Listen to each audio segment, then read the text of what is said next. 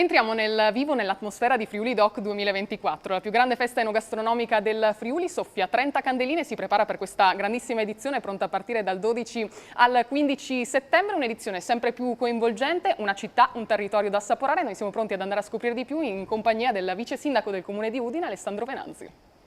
I 30 anni sono una tappa importante, una manifestazione che nasce nel 94 con forti radici nella nostra città, nel Friuli, che raccontava le osterie, i ristoranti, le tipicità. Questo tratto rimane, viene rafforzato anche quest'anno, dove appunto evidentemente anche loro, le osterie, i ristoranti avranno un ruolo importante, ma moltissimi stand, sono oltre 200, ci saranno 7 palchi per la musica, un palco principale in Piazza Libertà per gli eventi più importanti, più strutturati e di maggiore richiamo, ma allo stesso tempo una manifestazione che racconta l'evoluzione della nostra regione, del nostro territorio e abbraccia il Friuli Venezia Giulia nella sua interezza, una regione straordinaria che mostra quotidianamente le nostre eccellenze, che forse deve riuscirsi a raccontare un po' di più e un po' meglio.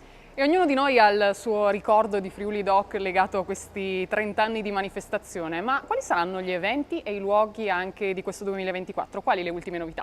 Le piazze sono 11 interessate, sono moltissime le vie chiaramente collegate, una kermesse che purtroppo negli anni è cresciuta molto, dico purtroppo perché è molto complicato riuscire a gestire questi tipi di equilibri, ci sono realtà nuove anche quest'anno, molti ritorni, un'area dedicata a San Daniele, una dedicata ai vini del Colli, un'area dedicata all'eccellenza del pesce, al collinare. I territori si esprimono al meglio, da un lato mantenendo una tradizione, penso al Colle del Castello, ma dall'altro anche sperimentando vie diverse e piazze rinnovate. Quindi insomma una kermesse che racconta se stessa, l'evoluzione di questi 30 anni, ma una kermesse che soprattutto, credo, soprattutto in questa edizione guardi molto al futuro. Eh sì, Friuli Doc da 30 anni ci racconta la tradizione e l'innovazione attraverso l'enogastronomia del nostro territorio, ma è anche tanta arte e musica.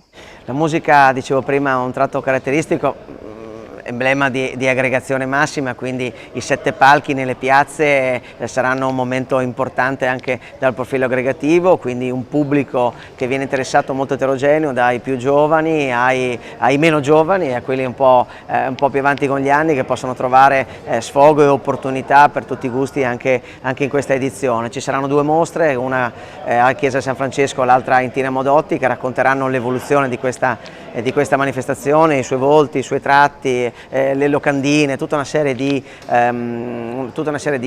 cose che in questi anni abbiamo visto, abbiamo raccontato, ma che vale la pena ripercorrere. E allora ci ritroviamo, vice sindaco, nella grande festa che sarà anche quest'anno Friuli Doc, l'aspettiamo contando i giorni. Buona festa a tutti, soprattutto buona enogastronomia del nostro territorio, vivetelo a 360 gradi qui a Udine dal 12 al 15 settembre. Grazie vice sindaco Alessandro Venanzi. Grazie a voi, vi aspetto.